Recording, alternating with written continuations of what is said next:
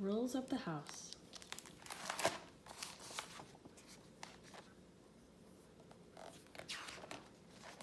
Ian always followed the rules. Here he is following the rule, always pack a toothbrush. Rules are meant to be followed, Ian would always say, because he meant it. Ian's older sister was Jenny, and she never followed the rules. Here she is breaking the rule, don't pinch. Jenny pinched me, said Ian. No, I didn't, said Jenny. Don't tell lies, said Dad as he pulled up to their vacation house in the woods. That is a very important rule. The house in the woods was tidy and warm. The living room had a potbelly stove, and the den had a bearskin rug, and the bathroom had a clawfoot tub. Ian thought it was great. Best of all was a framed piece of paper in the hallway that said the rules of the house. Look, said Ian, rules. You're such a toady, said Jenny, and then pinched him. Ouch, said Ian. You're not supposed to. Ouch! Ian drew a deep breath and read out the rules with gusto. Number 1, remove muddy shoes before you enter the house. Number 2, don't leave a ring around the bathtub drain. Number 3, replace any firewood you burn. Number 4, never, ever open the red door. Everybody got that, said Ian. Yes, Toady, said Jenny. Ouch, said Ian. During the day, Ian and Jenny and Dad did forest things like hiking. Ian kept to the marked trails. And swimming. Ian waited an hour after eating. And climbing trees. Ian climbed no branch higher than his head.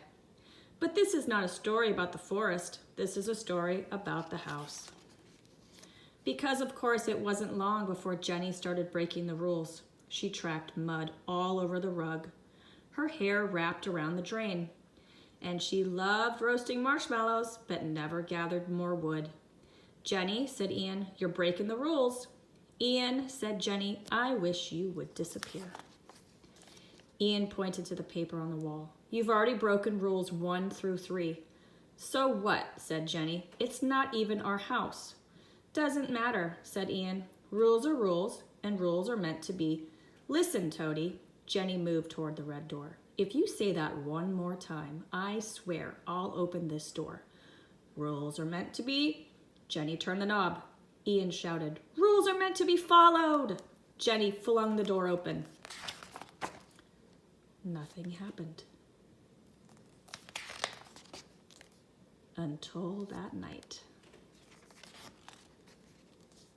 The rug was the first to knock on their bedroom door. My beautiful fur is matted and muddy, he said.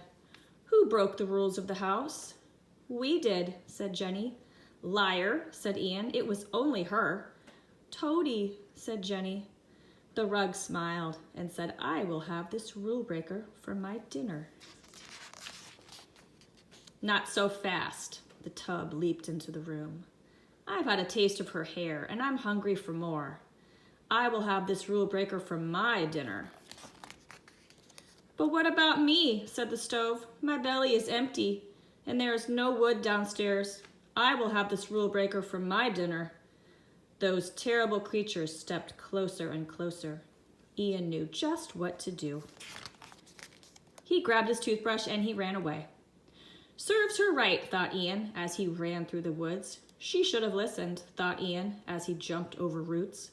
After all, thought Ian as he ducked under a branch, rules are meant to be... Ian stopped.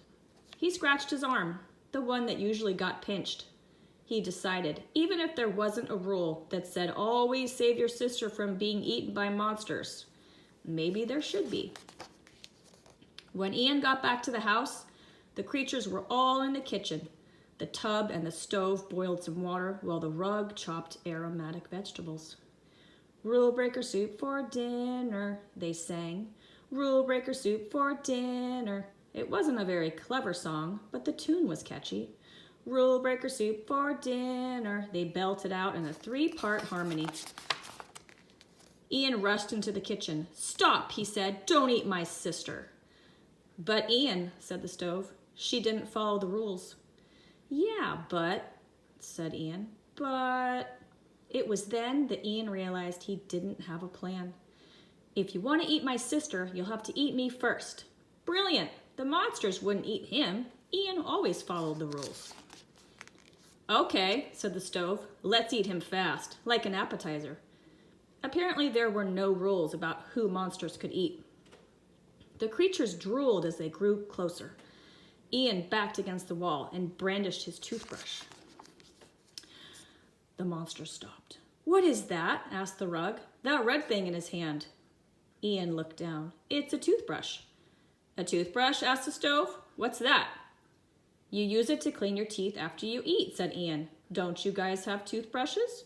No, said the tub, looking very solemn. We have never seen one before.